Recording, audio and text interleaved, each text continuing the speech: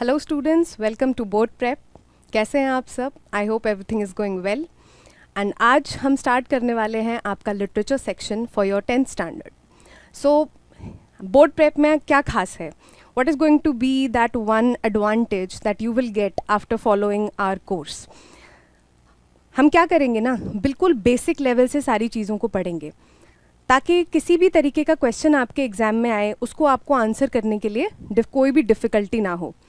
Be it vocabulary, be it extract based questions, be it short answers, be it long answers, कोई भी आपका literature में से question आता है वो आप पूरी तरीके से आंसर कर पाओगे। क्यों? क्योंकि हम बिल्कुल वर्ड बाय वर्ड आगे बढ़ेंगे, एक एक स्टेटमेंट का मतलब समझेंगे, कुछ भी स्किप नहीं करेंगे या कुछ भी ऐसे नहीं छोड़ देंगे कि हाँ भाई ये तो आपको पता ही होगा। ऐसा हम कुछ भी नहीं करने वाले, ठीक है? तो पहले थोड़ी सी नज़र डाल लेते हैं हमारे सिलेबस पे। फाइन। अब जैसा कि आप जानते हो कि हमारा सिलेबस ना थोड़ा सा अपडेट हो गया है। ये हमारी जो करिकुलम की पहली बुक है दैट इज़ फर्स्ट फ्लाइट, ठीक है?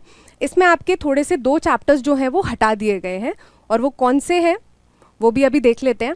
तो पहला जो चैप्टर है आपका, मतलब इसमें आपके पहले 11 चैप्टर्स थे, अब आपके 9 चैप्टर्स हैं, ठीक है? और 9 वो कौन कौन से चैप्टर्स हैं और उनमें क्या क्या है वो भी डिटेल में ज़रा देख लेते हैं। पहला जो है वो है आपका अ लेटर टू गॉड, और इसी में साथ में आपको 2 पोएम्स भी गिवन है। पोएम्स भी बोल सकते हैं, पोम्स भी बोल सकते हैं, whatever you are comfortable with, ठीक है? Next chapter is your Nelson Mandela long walk to freedom. इसके अंदर आपके पास एक पोएम है that is a tiger in the zoo. Next we have in the next chapter we have 2 stories about flying, जिसमें 2 chapters हैं, his first flight and black aeroplane. और यहाँ पे साथ ही में 2 पोएम्स भी हैं, how to tell wild animals and the ball poem. Next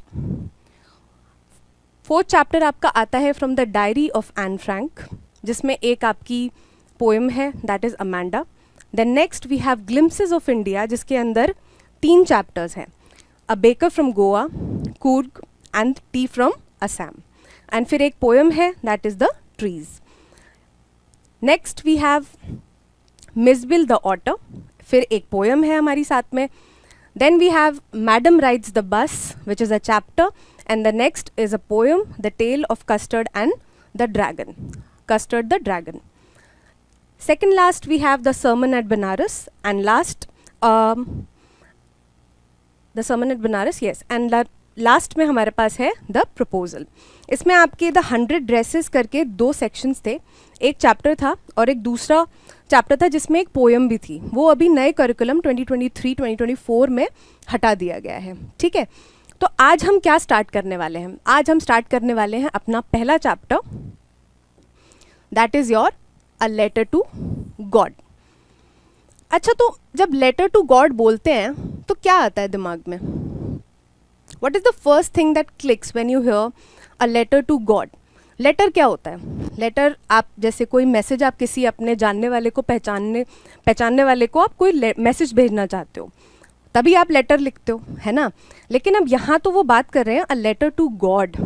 पहली बात तो भाई कि चलो गॉड को लेटर लिखने के लिए मान तो लिया आपने, लेकिन उसमें भी पहले आपको लेटर लिखने के लिए एड्रेस तो डालना पड़ेगा ना, कोई एक डेस्टिनेशन तो होगा जहाँ पे एक लेटर पहुँचेगा। तो पहली बात तो भाई जिसने भी ये लेटर लिखा उसके पास एड्रेस कहाँ से आया है, ठीक है? चलो अब लिख भी दिया, पहुँचेगा भी कि नहीं पहुँचेगा? पहुँचा नहीं पहुँचा, चलो ठीक है, वापस आंसर उसका आएगा कि नहीं आएगा? कुछ इसी तरीके का फन स्टोरी यहाँ पे अभी हम देखेंगे, ठीक है? पहले इनके ऑथर के बारे में बात कर लेते हैं। ऑथर का नाम है G.L. Fuentes। ये एक मैक्सिकन ऑथर हैं जिन्होंने ये स्टोरी लिखी a letter to God is a story about extreme faith in God, written by G.L. Fuentes। उनका फुल फॉर्म है Gregorio Lopez Fuentes. The writer tries to depict the unbreakable faith of a simple poor farmer in a simple yet interesting manner. अच्छा, कोई भी story होती है ना, उसको सुनने में मज़ा क्यों आता है रादर देन कोई भी पैराग्राफ? क्योंकि उसमें कुछ सर्टेन लेयर्स होती हैं, स्टोरी में कुछ मतलब नया सुनने मिलता है, कुछ इंटरेस्टिंग सुनने मिलता है, तभी तो हम स्टोरीज़ को उस तरीके से सुनते हैं। या समझते हैं, उनको पढ़ने का मन करता है ना। तो क्या होता है ना कि जितनी भी हमारी करिकुलम में जितनी भी स्टोरीज़ या फिर चीज़ें डाली जाती हैं ना, वो उनमें कुछ ना कुछ छुपा हुआ मैसेज होता है। लेकिन अगर मैं आपको सीधा सिंपल एक मैसेज बता दूं तो आप शायद उसको फॉलो ना करो, आप उसको ध्यान भी नहीं दोगे। तो क्या होता है, जब स्टोरी फॉर्म में हम उसको एक इंटरेस्टिंग मैनर में हम उसको समझते हैं, तो क्या होता है ना कि हमें वो चीज़ ज़्यादा इम्पैक्ट करती है, वो हमारे जहन में रह जाती है, हमें याद रहती है। और कहीं ना कहीं स्टोरी के थ्रू हमको ये भी पता होता है कि उस वैल्यू को, उस मैसेज को हमें एक्सरसाइज कैसे करना है इन रियल लाइफ। ठीक है, तो यहाँ पे किसकी बात हो रही है? एक्सट्रीम फेथ, मतलब किसी का एक एक्सट्रीम फेथ है गॉड के अंदर, मतलब इतना अनडिनाएबल फेथ है कि किसी भी तरीके से वो टूट ही नहीं रहा है। तो ऐसे फेथ को जब हम प्रैक्टिकली देखते हैं कि किसी के अंदर है तो क्या होता है, ठीक है, ये सारे आंसर्स हमको मिलेंगे हमारे chapter a letter to God में। ठीक है, तो बिफोर यू रीड, इसमें आपको चैप्टर के अंदर ये दे रखा है कि बिफोर यू रीड, आप इसको एक आउटलाइन मान सकते हैं चैप्टर की, कि प्री रिक्विजिट के पढ़ने से पहले एक बार इसको देख लो। ठीक है, क्या लिखा है? They say faith can move mountains, but what should we put our faith इन?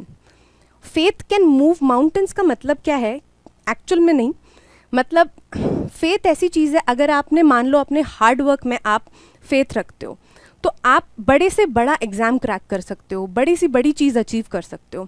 लेकिन अगर आपने फेथ ही नहीं रखा अपने अंदर, अपनी हार्डवर्क के अंदर, तो आप कैसे अचीव कर पाओगे? पहला स्टेप ही होता है अपने अंदर विश्वास रखना, है ना। तो यही मतलब है कि दे say faith can move mountains, मतलब अगर विल पावर है, फेथ है अपने हार्डवर्क के अंदर, तो आप कुछ भी कर सकते हैं।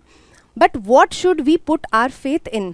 किसी भी चीज़ में, मतलब फेथ तो अपनी मर्जी है कि भाई आप किस चीज़ में फेथ रखते हैं। कोई लोग गॉड में रखते हैं, कोई अपने अंदर फेथ रखते हैं, कोई सर्कमस्टांसेस के अंदर फेथ रखते हैं कि कुछ भी हो जाए हम इससे निकल जाएंगे, चाहे कैसी भी सिचुएशन है। ठीक है, this is the question this story delicately poses. Lencho is a farmer. अब यहाँ पे हमारा पहला इंट्रोडक्शन आ गया हमारे प्रोटैगनिस्ट का। प्रोटैगनिस्ट का मतलब क्या होता है? जो मेन लीड है, जिसके बारे में स्टोरी लिखी गई है, तो उसका नाम है Lencho.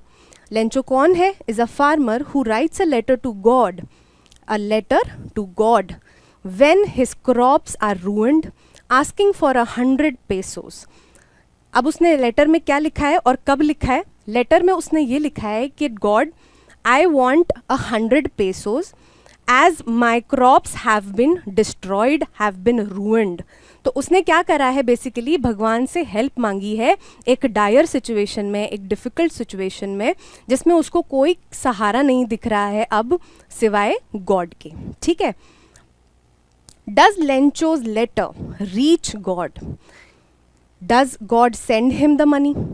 Think what your answers to these questions would be and guess how the story continues before you begin to read। अच्छा चलो, अभी हम बोलते हैं कि हम सब बैठ के एक एक लेटर लिख देंगे गॉड को, है ना। तो क्या ये सुनने में फिजिबल लगता है? लगता है कि अगर मैं आज एक लेटर लिखूंगी तो वो गॉड को पहुंच जाएगा? नहीं, कॉमन सेंस ये कहता है कि ऐसा पॉसिबल नहीं है। तो भाई हमारे हिसाब से तो इन क्वेश्चंस का आंसर यही होगा कि लेंचो जो परेशान है, उसने परेशानी में आके एक ही होप उसको दिख रही है, जो है भगवान। उनको एक लेटर लिखा है अपनी परेशानी समझाते हुए, 100 पेसोस मांगते हुए।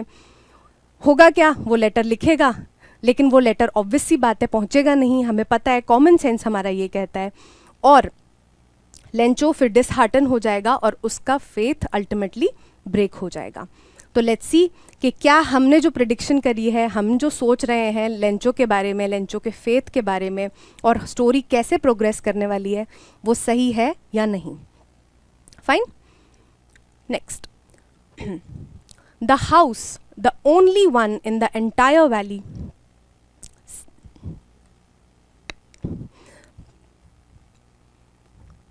ओके, सो स्टार्ट करते हैं अपना chapter. The house, the only one in the entire valley, sat on the crest of a low hill। क्या था? एक तो वैली क्या होती है पहले देखते हैं। वैली आपका होता है जब कोई एक स्पेसिफिक एरिया होता है, लैंड होती है, which is surrounded by mountains, alright. और ऑफ्टन इट इज़ साथ में, मतलब उसके यहाँ पे आसपास में रिवर पक्का होती है जब भी हम वैली की बात करते हैं, ठीक है। तो हाउस कैसा है, एक ही हाउस है पूरी वैली में, sat on the crest of a low hill. कैसा घर है और कहाँ पे है, एक बड़ी हिल नहीं है, छोटी हिल है जिसके टॉप पे आपका एक घर है। From this height one could see the river and the field of ripe corn dotted with the flowers that always promised a good harvest। अब इस हाइट से, मतलब जिस हाइट पे, जो लो हिल की हाइट है जिस पे घर है, वहाँ से आपको क्या विजिबल था कि एक तो आप रिवर देख सकते थे जो नीचे जा रही है, and the field of ripe corn. Corn का मतलब क्या होता है, भुट्टा, जो आप घर में भी देखा होगा आपने, ठीक है। Dotted with the flowers that always promised a good harvest. Good harvest मतलब ये एक ऐसा फील्ड था जिससे हमेशा एक अच्छी हार्वेस्ट आती थी, मतलब अच्छी अमाउंट ऑफ क्रॉप आती थी, क्रॉप खराब नहीं आती थी, अच्छी आती थी, जिससे आपको बेच के अच्छा फ़ायदा होता था, अच्छा प्रॉफिट होता था, प्रॉस्पेरिटी आती थी घर में, ठीक है। The only thing the earth needed was a downpour और at least a shower. The earth needed का मतलब यहाँ पे क्या है, अर्थ की बात मतलब वो लैंड की बात कर रहा है कि ये जो बिल्कुल फुली राइप कॉर्न आपका जो फील्ड में खड़ा है, उसको अब सिर्फ एक ही चीज़ की ज़रूरत है, या तो डाउनपोर हो जाए, डाउनपोर का मतलब क्या है, भारी बारिश, या फिर कम से कम एक एटलीस्ट एक शार तो हो ही जाए। शार मतलब हल्की बारिश थोड़ी सी, मतलब एटलीस्ट किसी फॉर्म में उसको रेन मिल जाए उस फील्ड को, तो the corn will be ready to be harvested. Fine. Next. Throughout the morning, Lencho, who knew his fields intimately, had done nothing else but see the sky towards the northeast. पूरी morning Lencho ने क्या किया था, वो सिर्फ north east की तरफ देख रहा था। नॉर्थ ईस्ट की तरफ क्यों देख रहा था, क्यों, क्योंकि उस साइड से बादल आने वाले थे जो कि आपके रेन लाते आपके लेंचो के फील्ड के लिए, ठीक है। और who knew his fields intimately, intimately का मतलब क्या होता है, क्लोजली। जब हम किसी को पर्सनली जानते हैं, जिनके बारे में हम सब कुछ जानते हैं, उसको हम इंटीमेटली कहते हैं। तो ऑब्वियस सी बात है, जब लैंचो का फील्ड उसका खुद का है, उसने हमेशा से उसमें क्या कहते हैं फार्मिंग करी है, उसको खुद ही अपने हाथों से सींचा है, उसमें क्रॉप उगाए हैं, उनको बेचा है, सब कुछ करता है, वो हार्वेस्ट करता है, तो ऑब्वियस सी बात है कि वो इंटीमेटली मतलब बहुत क्लोजली उन फील्ड को जानता है, ठीक है। तो यहाँ पे हम मेंशन कर देते हैं कि इंटीमेटली का मतलब क्या होता है, क्लोजली, ठीक है। तो वो नॉर्थ ईस्ट स्काई की तरफ देख रहा था। क्यों देख रहा था, now we are really going to get some water woman. अब यहाँ पे वुमन कौन है, वुमन इज लेंचोस वाइफ, ठीक है। The woman who was preparing supper replied yes God willing. मतलब लेंचो ने अपनी वाइफ से बोला कि अब now we are really going to get some water, मतलब ज़रूर ही आज बारिश होने वाली है। And what did the woman, the wife reply yes God willing, मतलब अगर भगवान की मर्जी हुई तो बिल्कुल ऐसा होगा, ठीक है। The older boys were working in the field while the smaller ones were playing near the house until the woman called to them all। बच्चे हैं, फैमिली के साथ ही रहता था लैंचो, तो वाइफ जो थी उसकी वो सपर प्रिपेयर कर रही थी। सपर का मतलब क्या होता है, डिनर, ठीक है। सपर प्रिपेयर कर रही थी, और जो बच्चे थे जिनमें से जो बड़े थे, द ओल्डर बॉयज़, वो तो फील्ड में काम कर रहे थे, एंड द यंगर वंस, जो छोटे बच्चे थे, वो आसपास में खेल रहे थे। फाइन। तो उन्होंने, वुमन ने क्या बुलाया उनको, क्या बोला उनको, come for dinner. It was during the meal that just as Lencho has predicted big drops of rain began to fall. क्या किया था लेंचो ने, अभी जस्ट ऊपर बोला था that we are going to get some rain, मतलब बारिश आने वाली है। तो जैसा कि लैंचो ने प्रिडिक्ट किया था, धीरे धीरे छोटी छोटी बारिश की बूंदें गिरने लगी while they were having their dinner, ठीक है। Big drops of rain began to fall in the north east, huge mountains of clouds could be seen approaching. North east side में क्या दिख रहा था, ह्यूज माउंटेन्स ऑफ क्लाउड्स, मतलब काफ़ी heavy मात्रा में क्लाउड्स दिख रहे थे, किस साइड से, नॉर्थ ईस्ट साइड से आते हुए, ठीक है। Next, the air was fresh and sweet. जब भी बारिश होती है तो हालांकि बाहर आने जाने में हमें दिक्कत तो होती है, आपको रेनकोट लेना पड़ता है, छाता लेना पड़ता है, ये सब चीज़ें तो होती ही हैं, लेकिन साथ ही में क्या होता है, एक अच्छी सी फ्रेशनेस आती है एयर में, है ना। बाहर निकलते हैं अच्छा लगता है, क्या होता है, मिट्टी दब जाती है एक तो बारिश की वजह से, है ना, तो हमारी जो आसपास की एयर है वो बहुत साफ़ सुथरी लगती है, ऐसे लॉन्ग मतलब एकदम डीप ब्रेथ लेने में मज़ा आता है ना। तो similarly the air was fresh and sweet because of the rain. The man went out for no other reason than to have the pleasure of feeling the rain on his body. The man, किसकी बात हो रही है, लैंचो की बात हो रही है.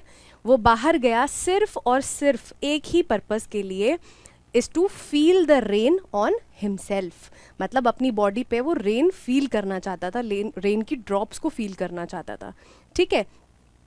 And when he returned, he exclaimed. Exclaim means excited होके उसने अंदर जब वो आया उसने क्या बोला, that these aren't raindrops falling from the sky, they are new coins. The big drops are 10-cent pieces and the little ones are 5s. हुआ क्या कि जब बारिश हुई तो अभी हम क्या पढ़ के आए थे कि लैंचो का जो फील्ड है वो एकदम रेडी था हार्वेस्ट के लिए, सिर्फ उसे किस चीज़ की ज़रूरत थी, इट वॉज अ डाउनपोर और जस्ट अ शावर, और वो ही हो रहा था. सो that is Y लैंचो was very happy. तो उसका मतलब क्या था यहाँ पे कहने का, कि यहाँ पे सिर्फ रेन ड्रॉप्स नहीं गिर रही हैं, बड़ी ड्रॉप्स जो हैं वो 10 सेंट्स के बराबर है और जो छोटी ड्रॉप्स हैं वो 5 सेंट्स के बराबर हैं. क्यों? क्योंकि जब बारिश हो जाएगी, क्रॉप हार्वेस्ट हो जाएगी, अच्छे से निकल आएगी, उसको बेचेंगे और उससे आप पैसा कमाएंगे. So there will be prosperity, they will not go hungry, उनके पास पैसा होगा for their livelihood. Fine. Next, with a satisfied expression he regarded the field of ripe corn with its flowers draped in a curtain of rain. एक satisfied expression. क्यों था satisfied expression? उसकी जो इतने महीनों की मेहनत थी जो उसने अपने फील्ड में लगाई थी कॉर्न को उगाने के लिए, वो अब फाइनली रंग ला रही थी, है ना. That is why he was satisfied with the rain that had just come. He regarded the field. Regarded का मतलब होता है ऑब्जर्व करना, ध्यान से देखना. किसे देख रहा था वो? The field of ripe corn with its flowers draped in a curtain of rain. Draped का मतलब होता है, एग्जाम्पल के तौर पे जो साड़ी होती है जो हमारे घर पे मम्मियाँ पहनते हैं, उनको हम कहते हैं कि उन्होंने साड़ी ड्रेप करी है, मतलब एक तरीके से लपेटने को कहते हैं ड्रेपिंग, ठीक है. और ड्रेपिंग का आप प्रॉपर देखा जाए तो कवरिंग भी कह सकते हैं इंग्लिश में, अगर कहें कि कवरिंग बाय क्लॉथ. फाइन. तो क्या हो रहा था कि जो फील्ड ऑफ राइप कॉर्न था ना विद इट्स फ्लावर्स, जो मतलब पूरे फ्लावर्स वाइड स्प्रेड थे पूरे फील्ड पे, वो किससे कवर हो रखे थे? They were covered with the curtain of rain, मतलब उनके चारों तरफ रेन गिर रही थी, एज इफ रेन ने एक पर्दे की तरह उनको ढक लिया हो पूरे फील्ड को, ठीक है. But suddenly a strong wind began to blow and along with the rain very large hailstones began to fall. Suddenly क्या हुआ, जैसे बारिश हो रही थी सडनली तेज़ हवाएं चलने लग गई, ठीक है. और उसी के साथ में क्या हुआ, hailstones began to fall. Hailstones ऐसे से दिखते हैं जिनको हम बचपन में ओले भी कहते हैं, है ना, ठीक है. Began to fall. These truly did resemble new silver coins. क्यों? क्योंकि ये एकदम चमकदार वाइट कलर के लगते हैं ओले, अगर आपने देखे हो कभी. तो पहले क्या था, मेटाफोरिकली बात कर रहा था लैंचो कि जो रेन ड्रॉप्स गिर रही हैं वो कॉइन्स के जैसे हैं, लेकिन ये जो हेल स्टोन्स गिर रहे थे वो तो एक्चुअल में सिल्वर कॉइन्स जैसे लग रहे थे, ठीक है. The boys exposing themselves to the rain. Exposing मतलब एकदम वो बाहर निकल गए, रेन में अंदर नहीं रहे, वो एकदम रेन को एक्सपोज कर दिया उन्होंने अपने आप को. And ran out to collect the frozen pearls. यहाँ पे फ्रोजन पर्ल्स क्यों कहा गया है, देख सकते हो आप, ओले कैसे लगते हैं, वाइट कलर के गोल गोल होते हैं, तो पर्ल्स के जैसे लगते हैं. That is why they have been called frozen pearls, ठीक है. तो जो छोटे भाई, जो नहीं सारे ही भाई थे, वो सब निकल के बाहर हेल स्टोन्स को पकड़ने के लिए चले गए, ठीक है. Next, it's really getting bad now. Inverted commas का मतलब यहाँ पे क्या है, इनक्लोज्ड है इन्वर्टेड कॉमास में, that means that it is, मतलब ये किसी ने बोला है, it is a dialogue. It's really getting bad now exclaimed the man. Man who? Lencho, obvious सी बात है। I hope it passes quickly. उसने क्या आशा करी? ऑब्वियस सी बात है, जो आपका हेलस्टोन होते हैं, जो ओले होते हैं, वो फसल को खराब कर देते हैं, ठीक है। सो ही होप्स कि वो जल्दी पास अवे हो जाए, वो ज़्यादा ना गिरे और फील्ड को ख़राब ना करे। But it did not pass quickly. For an hour the hail rained on the house, the garden, the hillside, the cornfield and on the whole valley. पूरी वैली पे अगले 1 घंटे ओलों की बरसात होती रही। उससे क्या हुआ? The field was white as if covered with salt. पूरा जो फील्ड है उसके ऊपर ओले ही ओले गिर गए और उस वजह से पूरा फील्ड जो है बिल्कुल वाइट लगने लगा, जैसे उसको नमक से ढक दिया गया हो, ठीक है। Next, not a leaf remained on the trees, the corn was totally destroyed. क्या हुआ? एकदम इतने प्रेशर से क्या होगा, जब ओले गिरेंगे तो क्या होगा, ज़ोर से लगेंगे ना आके, जो डेलिकेट प्लांट्स होंगे या थोड़े बड़े प्लांट्स भी होंगे उसके लीव्स पे आके वो गिरेंगे, तो जाहिर सी बात है वो क्या होगा, वो उनको ख़राब करेगा, डिस्ट्रॉय करेगा, वो टूटने लगेंगे। तो 1 घंटे तक जब ओलों की बरसात हुई तो उससे क्या हुआ कि एक भी लीफ किसी ट्री पे रिमेनिंग नहीं थी। तो आप इससे अंदाज़ा लगा सकते हो कि जब ट्रीज़ पे लीव्स ही नहीं बची तो सोचो क्रॉप्स का क्या हाल हुआ होगा, है ना। The corn was totally destroyed, the flowers were gone from the plants, Lencho's soul was filled with sadness. अभी तक लेंचो खुश हो रहा था कि उसकी जो पूरी फील्ड है कॉर्न की, पका हुआ बिल्कुल कॉर्न है, रेडी टू बी हार्वेस्टेड, बिल्कुल रेडी था, उस पे पूरा पानी फिर गया in form of hail stones. ओले गिरने की वजह से सारी जितनी भी फसल थी वो हमारी डिस्ट्रॉय हो गई, ठीक है। When the storm had passed he stood in the middle of the field and said to his sons. क्या बोला उसने? जब स्टॉर्म निकल गया वो अपने सारे बच्चों को लेके अपने फील्ड में गया और उसने ये बोला that a plague of locust would have left more than this. Locust क्या होते हैं? बहुत बड़े बड़े, मतलब बड़े मतलब सिग्निफिकेंट, इतने बड़े कीड़े होते हैं जो आपकी सारी फसल को ख़राब कर देते हैं आके। प्लेग का मतलब एक वाइड स्प्रेड कैलामिटी, ठीक है। जब एक बड़े लेवल पे कोई बीमारी या फिर कोई कैलामिटी फैल जाती है उसको हम प्लेग कहते हैं। तो एक जब भी लोकस्ट आते हैं ना वो बहुत बड़े मात्रा में आते हैं, मतलब thousands and thousands they come and फिर वो पूरे जितने भी क्रॉप्स होती हैं उस एरिया की जहाँ पे वो आए हैं वो सबको डिस्ट्रॉय कर देते हैं। तो लैंचो ये बता रहे हैं कि अगर एक प्लेग ऑफ लोकस भी आ जाता तो भी शायद इससे ज़्यादा ही कॉर्न हमारा बच जाता या इससे ज़्यादा हमारी क्रॉप बच जाती, लेकिन इस हेलस्टोन की वजह से हमारे पास उससे भी कम बचा है ना, ठीक है। Next, the hail has left nothing, this year we will have no corn. That night was a sorrowful one. क्यों थी भाई sorrowful one?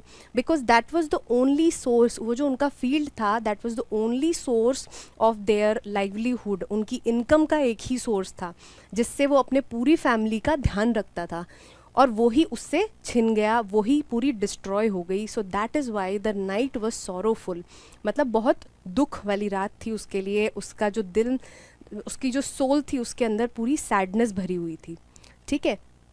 All our work for nothing. There is no one who can help us. We'll all go hungry this year.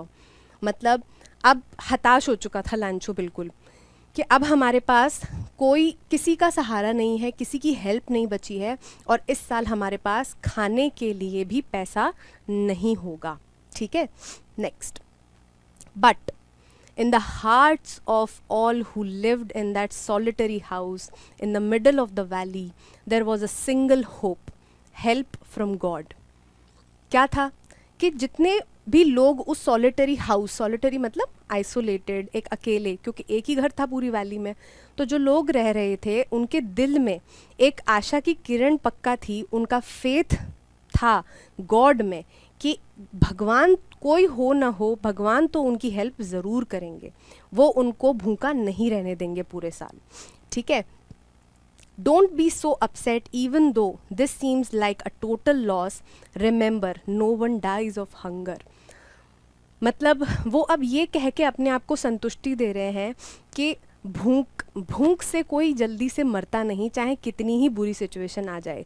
मतलब सांत्वना देने का एक तरीका है अपने आप को कि ठीक है, अभी हमारी जो हमारा फील्ड है वो पूरा डिस्ट्रॉय हो गया, बट फिर भी भूख से कोई मरता नहीं है. ठीक है. इसके रिप्लाई में लैंचो क्या कहता है? That's what they say, no one dies of hunger. भूख से मरता तो नहीं है, मान लिया, लेकिन सस्टेनेंस कितनी मुश्किल है, ज़िंदा रहना कितना मुश्किल है. जुगाड़ करके आप थोड़ा बहुत कुछ ना कुछ खा पी लोगे, कुछ तो मैनेज कर लोगे, लेकिन फिर भी जब हमने इतनी मेहनत करी कि हम कंफर्टेबली अपनी लाइफ जिए, हमने अपना पूरा फील्ड को रेडी किया, लेकिन वो लास्ट में डिस्ट्रॉय हो गया, तो उससे हमें कोई फ़ायदा तो नहीं हो रहा ना. हम कंफर्टेबली जी तो नहीं पाएंगे, मरेंगे नहीं, पर कम से कम ढंग से जी भी नहीं पाएंगे, है ना. Next. All through the night, Lancho thought only of his one hope, the help from God, whose eyes, as he had been instructed, see everything, even what is deep in one's conscience. क्या होता है, बचपन से आपको हमेशा जब भी कोई चीज़ होती है वो क्या सिखाते हैं कि धीरज रखो, मतलब फेथ रखो, सब ठीक हो जाएगा. अगर कोई बात हो जाती है, जैसे एक छोटा बच्चा गिर भी जाता है, तो हम उसको क्या कहते हैं? अरे ठीक हो जाएगा, ठीक हो जाएगा, कोई बात नहीं. हम क्या करते हैं? एक सांत्वना देते हैं, एक रे ऑफ होप देते हैं. हमारे पेरेंट्स भी कैसे बात करते हैं? अरे भगवान पे भरोसा रखो, सब ठीक हो जाएगा, है ना. तो एक लार्जर देन लाइफ एक जो आइडिया होता है ना, उससे क्या होता है, भले ही उससे हमें कोई डायरेक्ट हेल्प ना मिले, बट हमारे मन में अगर हम वो फेथ रखते हैं तो कहीं ना कहीं हमें पावर मिलती है, स्ट्रेंथ मिलती है आगे बढ़ने की, कि कोई बात नहीं, अभी सिचुएशन ख़राब है, लेकिन बाद में सब ठीक हो जाएगा. ठीक है. तो ऐसा ही लैंचो के आसपास में जब वो बड़ा हुआ है, तब उसने समझा है, उसने सुना है, उसको पता है कि गॉड जो है ना, वो हर किसी के मन के अंदर भी जो भी होता है वो सब समझते हैं. भगवान की आंखों से कुछ छुपता नहीं है. ठीक है. यही उसकी एक लास्ट होप थी लैंचो की. ठीक है. Lencho was an ox of a man working like an animal in the fields, but still he knew how to write. Lencho was an ox of a man का मतलब क्या है यहाँ पे, कि वो खूब मतलब हार्ड वर्किंग था एकदम, उसका दिमाग पूरा अच्छे से अपने फार्मिंग में, अपना पूरा फील्ड को बनाने में. और ऑब्वियसली बात है, farming is not an easy job. आपको बहुत सारी स्ट्रेंथ लगती है उसको, मतलब हल को, मतलब सारे फील्ड को जोतने में, उसको सो करने में, मतलब पानी लगाने में. It takes a lot of effort to grow crops. All right. तो भले ही लैंचो क्या था, एक ऑक्स ऑफ अ मैन था, मतलब he was a hard working farmer, but still he knew how to write. उसको लिखना पढ़ना आता था. ठीक है. The following Sunday at daybreak, he began to write a letter which he himself would carry to town and place in the mail. क्या करा उसने? एक लेटर लिखना स्टार्ट किया जो वो खुद जाके अगले संडे को पोस्ट करेगा. ठीक है. Next. It was nothing less than a letter to God. आ गया हमारा रेफरेंस कि लेटर टू गॉड. ऐसी क्या सर्कमस्टांसेस थी कि जो लैंचो को गॉड को लेटर लिखना पड़ गया, और उसका इतना स्ट्रॉन्ग फेथ कि उसने सीधा गॉड को ही हेल्प के लिए लेटर लिख दिया, रादर देन कि वो किसी अपने आसपास के लोगों से हेल्प मांगता. ठीक है. फिर क्या लिखा उसने? God, he wrote, if you don't help me, my family and I will go hungry this year. I need 100 pesos in order to sow my field again and to live until the crop comes. Because the hailstorm. मतलब उसने क्या किया कि एक तो पहले उसने बताया कि गॉड, अगर आप मेरी हेल्प नहीं करोगे तो इस साल मेरी पूरी फैमिली भूखी रह जाएगी, उनके पास खाने के लिए भी कुछ नहीं होगा. फिर उसने अपनी पूरी प्रॉब्लम एक्सप्लेन करी कि कैसे, ऐसा नहीं कि मैं बैठा हूँ और बस मुझे आज पैसों की ज़रूरत पड़ी तो मैंने लेटर लिख के मांग लिया. ऐसा नहीं किया उसने फिर बताया कि मैंने अपनी क्रॉप लगाई थी, मेरा फील्ड पूरा रेडी था, लेकिन एंड में हेल स्टॉर्म ने सब कुछ डिस्ट्रॉय कर दिया. दैट इज़ वाई उसको 100 पेसोज़ की ज़रूरत है. किस चीज़ के लिए? अपने फील्ड को दोबारा सो करने के लिए और अपनी फैमिली को सपोर्ट करने के लिए, जब तक कि अगली जो क्रॉप है वो नहीं आ जाती. ठीक है. पेसोज का मतलब क्या होता है? It is a currency of several Latin American countries, जहाँ की हम बात कर रहे हैं वहाँ की ये करेंसी है, ठीक है, पैसे, जैसे हम रुपयों में बात करते हैं, ठीक। Next, he wrote to God on the envelope, put the letter inside and still troubled went to town. परेशान तो वो था, लेटर उसने लिख दिया, फिर वो टाउन की तरफ चला गया। उसके बाद at the post office he placed a stamp on the letter and dropped it into the mail box। जैसा कि हम करते हैं, स्टैम्प लगाया और उसने मेल बॉक्स के अंदर लेटर को डाल दिया, जो कि एड्रेस्ड था गॉड को। One of the employees, who was a postman and also helped at the post office, went to his boss laughing heartily and showed him the letter to God। तो वहाँ पे एक जो एम्प्लॉय था, जो postman था, जो लेटर डिलीवर करता था, तो उसने जैसे ही सारे लेटर्स निकाले होंगे, उसमें उसको एक लेटर दिखा जिसके ऊपर, मतलब वो सेग्रीगेट करके रखते हैं ना कि कौन से एरिया का लेटर किधर जाएगा, तो एड्रेस के बेसिस पे, बट इस लेटर के ऊपर क्या लिखा हुआ था? गॉड लिखा हुआ था। तो वो एकदम से क्या हुआ, उसको बहुत अम्यूजिंग लगा, उसको बहुत फ़नी लगी ये चीज़ कि देखो किसी ने भगवान जी को ही लेटर लिख दिया है, ठीक है। एंड शोड हिम, हाँ, कहाँ गया वो? उसके बाद वो अपने बॉस के पास गया हंसते हुए, दिखाने के लिए कि लेटर आया है जिस पे लिखा है God. Never in his career as a postman had he known that address. मतलब इतने टाइम से, जब से भी वो काम कर रहा था, उसने कभी अपने करियर में ऐसा लेटर नहीं देखा जिसमें एड्रेस जो है वो गॉड के लिए लिखा हो, गॉड को लेटर लिखा गया हो, ऐसा उसने कभी नहीं देखा था, ठीक है। Next, the post master, a fat amiable fellow, also broke out laughing। क्या हुआ? जो पोस्ट मास्टर थे वो क्या थे? बड़े फ्रेंडली और थोड़े मोटे से बंदे थे, जो मतलब काफ़ी मतलब फ्रेंडली भी थे, अच्छे थे। वो भी क्या हुआ? लेटर देखते ही हंसने लग गए। फिर उन्होंने क्या बोला? But almost immediately he turned serious and tapping the later on his desk commented, what faith! I wish I had the faith of the man who wrote this letter, starting up a correspondence with God। Immediately, जैसे ही पहले वो हंस तो गए, उनको ये idea funny तो लगा कि उन्होंने गॉड को लेटर लिख दिया है, लेकिन ऑलमोस्ट इमीडिएटली उनको क्या हिट हुई? एक चीज़ हिट हुई कि इतना किसी का फेथ कैसे हो सकता है कि जब उसको ज़रूरत पड़ी तो उसको सबसे पहले भगवान की याद आई और उसने ये सोचा कि मैं अब एक लेटर लिख देता हूँ गॉड को और उनसे ही हेल्प मांगता हूँ, है ना।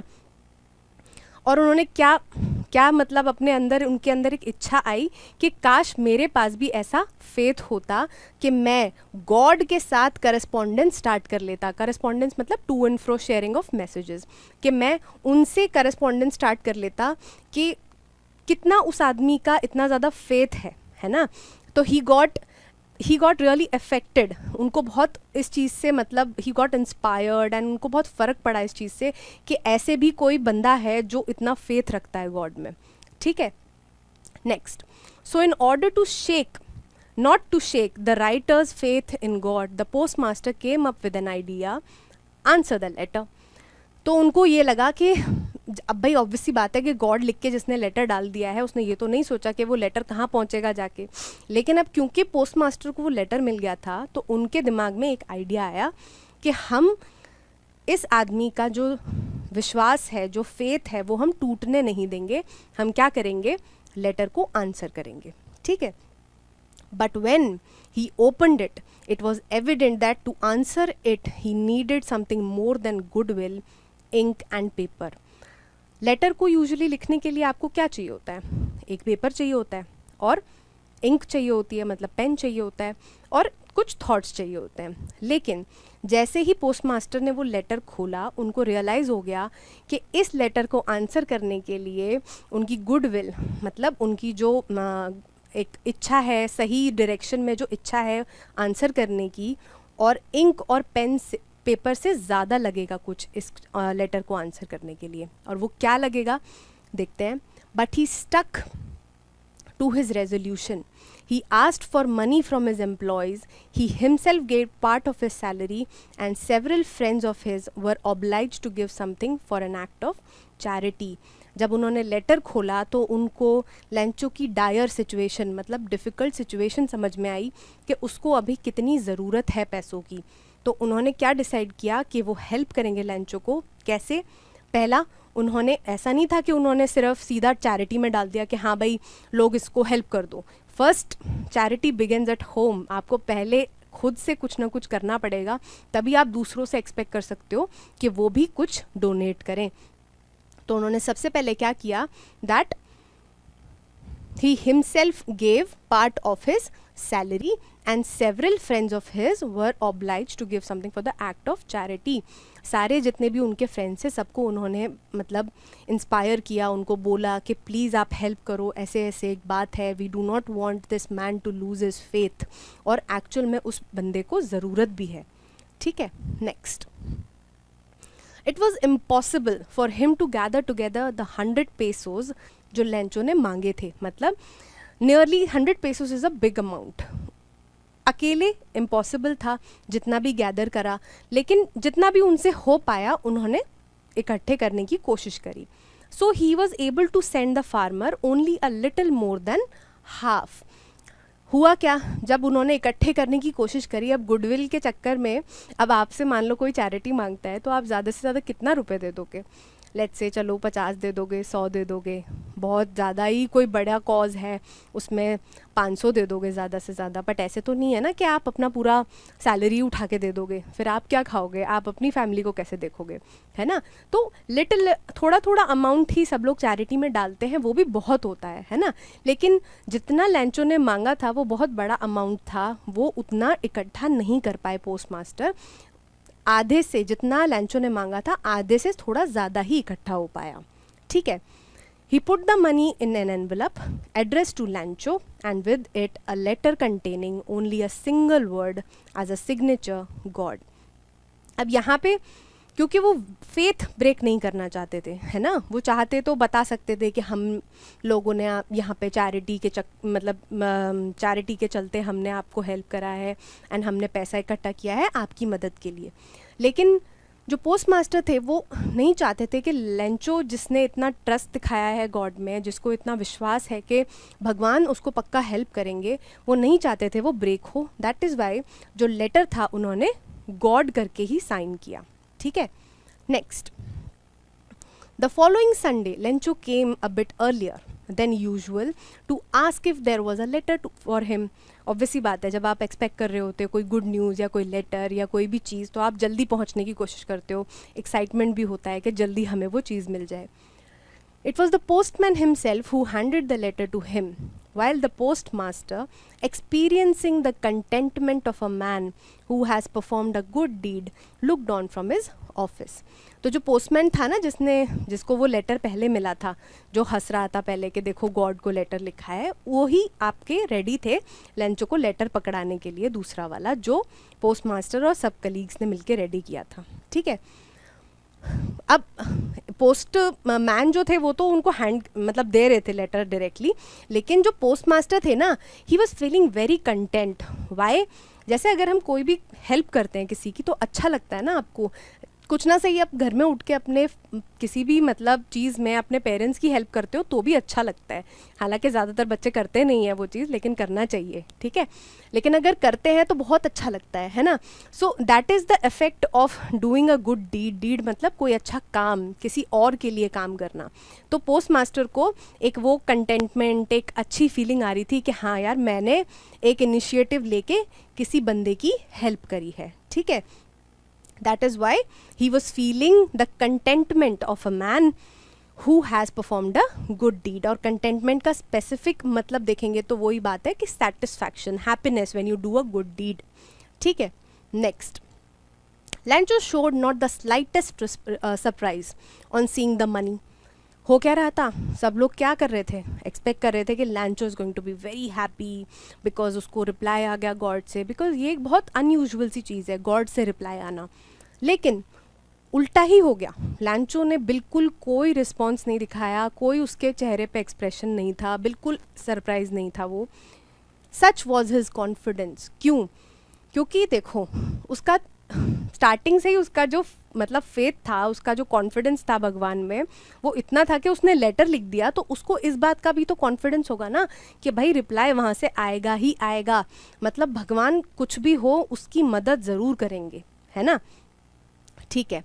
बट ऑन द कॉन्ट्ररी क्या हो गया, he became angry when he counted the money. सब तो सोच रहे थे कि लैंचो बड़ा खुश हो जाएगा कि उसको पैसे मिल गए और अब वो आगे अपना जितना भी चीज़ें होंगी उन सबको सपोर्ट कर पाएगा, फैमिली को सपोर्ट कर पाएगा, लेकिन वहाँ तो उल्टा ही हो गया। लैंचो क्या हो गया, उल्टा गुस्सा हो गया। He became angry when he counted the money. God could not have made a mistake, nor could he have denied Lancho what he had requested. अब यहाँ पे देखो वही बात कि फेथ के ही दो रूप हैं। एक तो ये कि उसको इतना बिल्कुल ऐसा था कि बस भगवान जी से मैंने मांग लिया, वो मुझे दे ही देंगे। और दूसरी चीज़, वो इतना इम्प्रैक्टिकल हो गया इस चीज़ को सोचने में कि उसने ये भी नहीं सोचा कि कैसे पैसे आए यहाँ पे, कहाँ से पैसे आए, उसने ये भी नहीं सोचा। उल्टा उसको इस बात पे ये मतलब उसको दिक्कत हुई कि पैसा कम कैसे है, मैंने जितना मांगा है भगवान उतना ही पैसा मुझे देते, भगवान से गलती हो ही नहीं सकती। Such was his confidence in God and his request that he had asked from the God. ठीक है, next, immediately Lencho went up to the window to ask for paper and ink. एकदम से वो गया गुस्से में और उसने क्या मांगा, पेपर और इंक मांगा। क्यों? On the public writing table he started to write with much wrinkling of his brow caused by the effort he had to make to express his ideas। क्या हुआ कि वो फिर इंक एंड पेपर लेके वो जो पब्लिक टेबल होगा जहाँ पे जैसे आप कहीं और भी जाते हो, हेल्प डेस्क होते हैं जहाँ पे आप बैठ के अपना का फॉर्म भर सकते हो, बैंक हो गया या कहीं पे भी हॉस्पिटल्स होते हैं उसमें जहाँ पे आपके टेबल्स होते हैं जिस पे आप काम कर सकते हो, पब्लिक के लिए दिया होता है।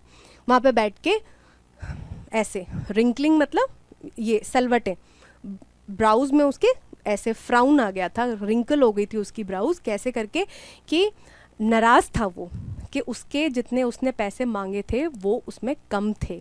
ठीक है, caused by the effort he had to make to express his ideas. वो अपनी नाराज़गी जता रहा था लेटर में लिखते टाइम, इसीलिए उसकी यहाँ पे रिंकलिंग पड़ रही थी ब्राउज में।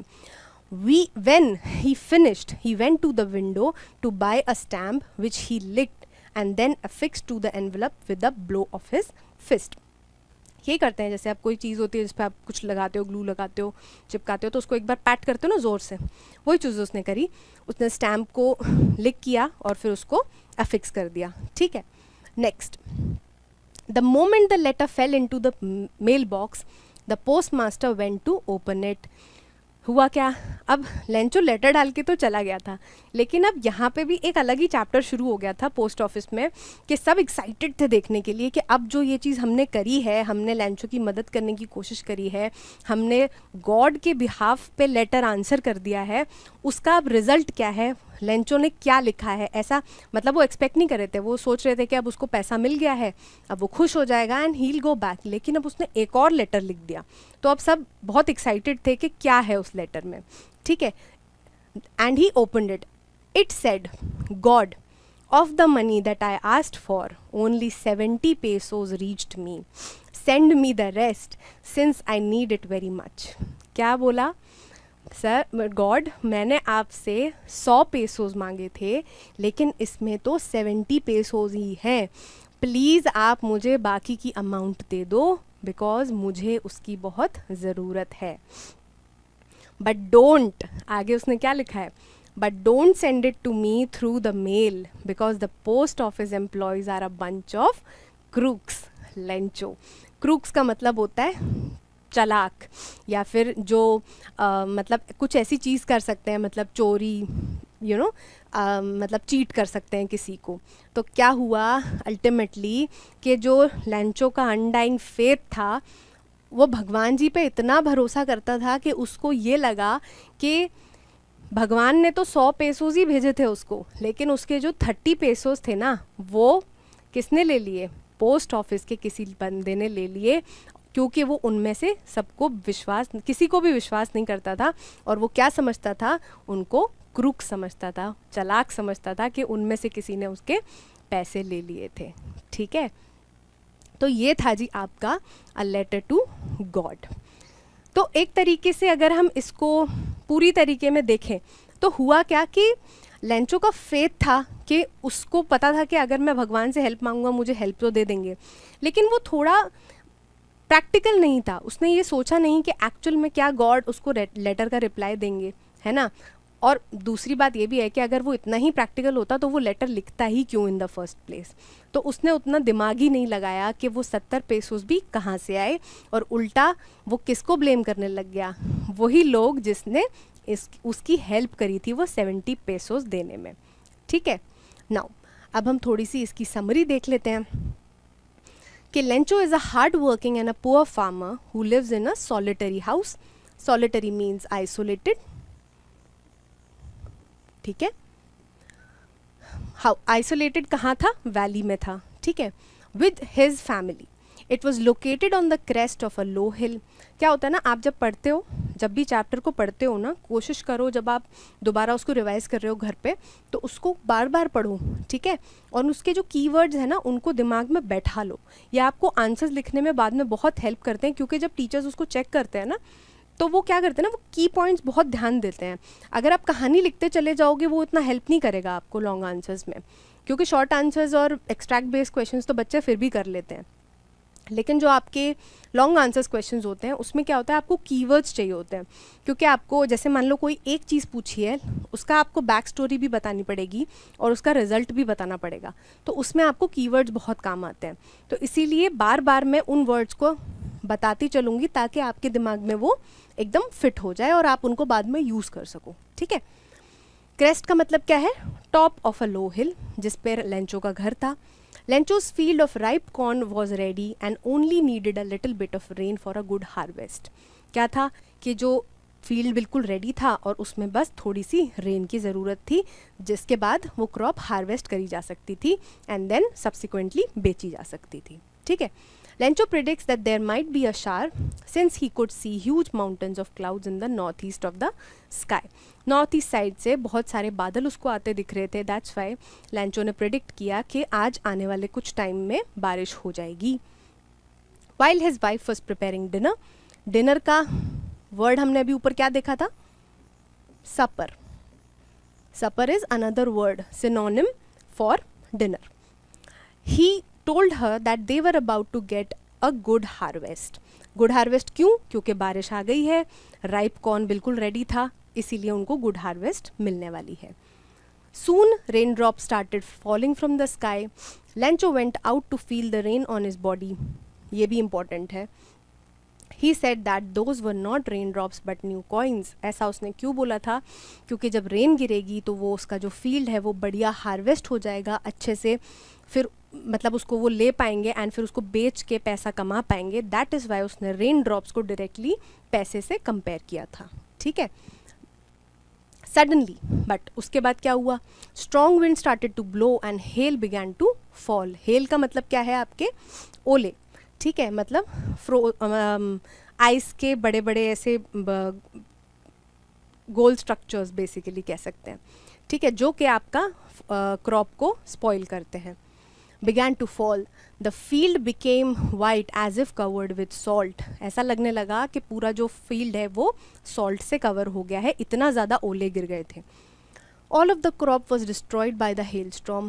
Seeing this, Lencho was disheartened and his heart sunk as he knew his family would go hungry the whole year. Crop destroy हो गया because of the hell and now he new कि अब उसके पास में कोई भी source of income नहीं बचा है जिससे वो अपनी फैमिली को सपोर्ट करे, एंड उसका रिजल्ट ये होगा कि पूरी साल जो होगा फैमिली के पास में खाने को कुछ भी नहीं होगा। But Lencho had one single hope, help from God, जिसके ऊपर हमारा ये पूरा चैप्टर बेस्ड है। तो जो लेंचो है, he had faith in God, he had this one hope कि भगवान उसकी हेल्प पक्का करेंगे। He was certain that if he asked God, God would definitely help him. Following his firm belief, Lencho wrote a letter addressed to God, asking for 100 pesos to help him sow his field again and to feed his family.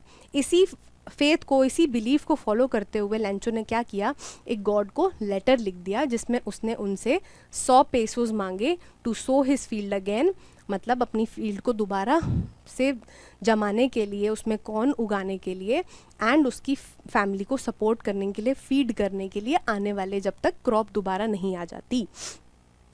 ठीक है, The letter was discovered by the postman and as he was very amused to see a letter addressed to God. Letter किसने देखा सबसे पहले? Postman ने देखा, और वो बहुत ज़्यादा इंटरेस्टेड हो गया, एकदम से अम्यूज़ हो गया कि ये तो एकदम नई चीज़ देखने मिली है.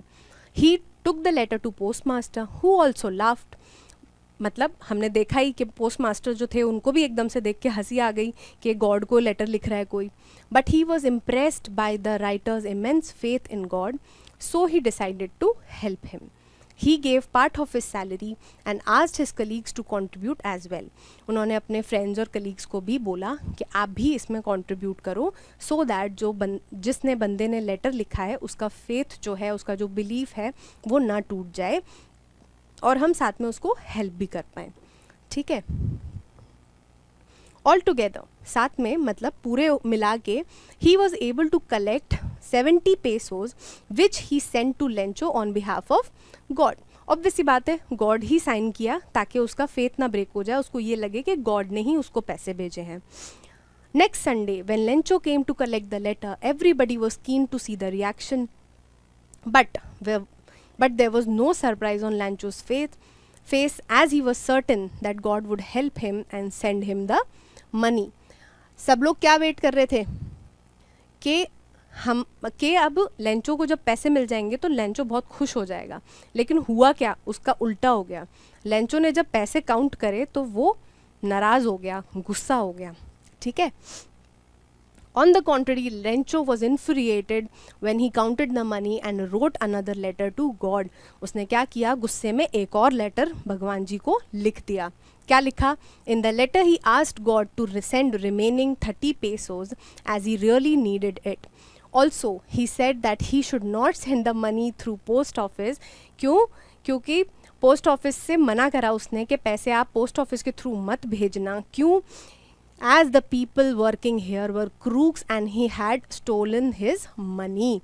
He believed, अपने फेथ के चलते उसको ये लगा कि जो पोस्ट ऑफिस में जो काम करने वाले लोग हैं, जो एक्चुअल में वो लोग थे जिन्होंने उसकी हेल्प करी थी, उसको ये लगा कि वो क्रूक हैं, वो चीट हैं, उन्होंने ही उसके पैसे चुरा लिए जो भगवान जी ने उसके लिए भेजे थे.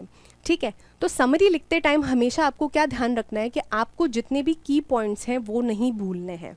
ठीक है, जैसे आपके हाउस का डिस्क्रिप्शन हो गया, लेंचो का डिस्क्रिप्शन हो गया, लेंचो ने क्या क्या सिग्निफिकेंट स्टेटमेंट्स बोले थे, किस चीज़ को कहाँ पे कौन सी चीज़ से कंपेयर किया है, फिर नए कैरेक्टर्स इंट्रोड्यूस हो रहे हैं तो उनके बारे में भी बताना है कि उनका इनिशियल रिएक्शन, और फिर जो कैच फ्रेजेस उन्होंने बोले हैं उन सबको ध्यान रखना है समरी लिखते टाइम में. ठीक है, ऐसे ही बस स्टोरी को एक या दो लाइन में ख़त्म नहीं करना है, इसीलिए की वर्ड्स और की पॉइंट्स को ध्यान रखना बहुत ज़रूरी होता है ताकि आप उसको बाद में यूज़ कर सको, और स्पेशली समरी लिखते टाइम तो आपको बहुत ही काम आते हैं. ठीक है, so this was our detailed description, detailed explanation of our first chapter, that is a letter to God. ठीक है, नेक्स्ट लेक्चर में हम इसके NCERT क्वेश्चंस देखेंगे and some extract based questions. Till then, thank you.